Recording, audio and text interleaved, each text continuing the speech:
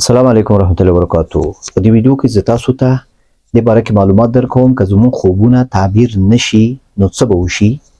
څه کله موږ خوبونه ګورو نو دې خوبونو کې اکثر خوبونه چې وي دا د راتلونکي په زمانې پورې مربوط وي، یعنې داسې خوبونه وي چې هغه خوبونه موږ ته د موږ آینده تقدیر ښیي او زموږ راتلونکي دا کوم ارزوګانې ارمانونه چې دي دا موږ ته ښیي. څه کله دغه خوبونه تعبیر نشي نو موږ څه کم زموږ ارزوګانې دي، څه کم زموږ غوښتنې دي، کم ارمانونه هم دي، هغه شیان هغه ته موږ اهمیت نه ورکوو او کله کله په زړه کې هم ګرځي، کله یې داسې مایوسه شو او که په دې لاره کې بیا موږ ته سختیانې پیدا کېږي نو هغه سختیانې موږ باندې سخت وي او اسانه کېږي نه. نو د خوب تعبیر بیا دغه فایده ده چې کله زموږ خوب تعبیر شي نو دغه د آینده په حساب باندې چې زموږ کوم تقدیر د الله تعالی هغه په خپل رحم سره انسان ته ښیي او انسان ته امید ورکوي، انسان ته د ژوند کولو او د کوشش کولو او د مایوس نه کېدلو ترغیب ورکوي او هغه په دې باعث کېږي چې موږ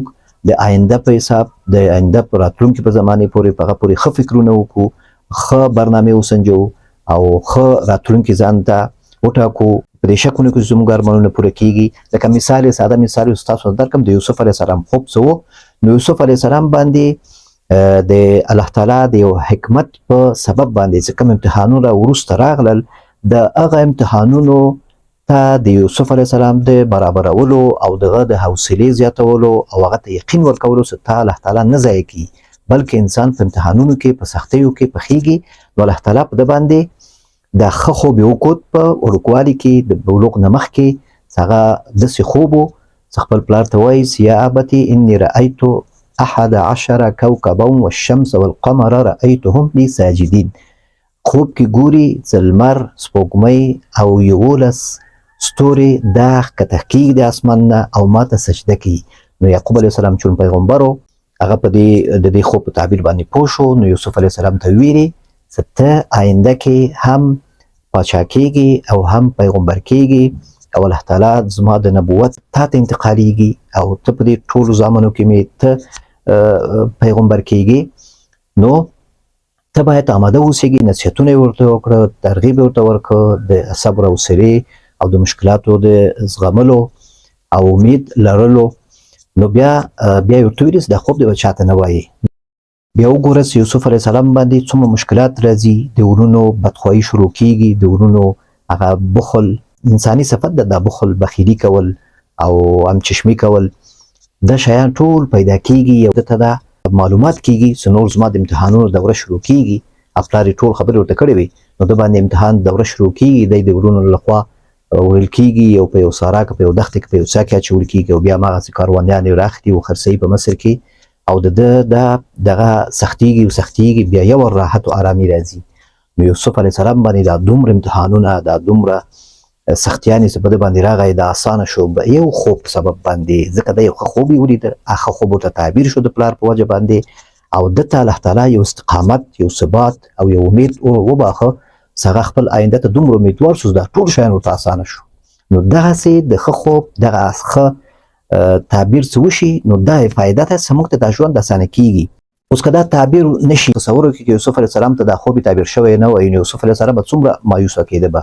کېدای شي بیخي مقاومت یې نه وای کړی، کېدای شي په دې اول امتحان کې چې هغه د ورونو بخیلي و، د ورونو همچشمي و، د ورونو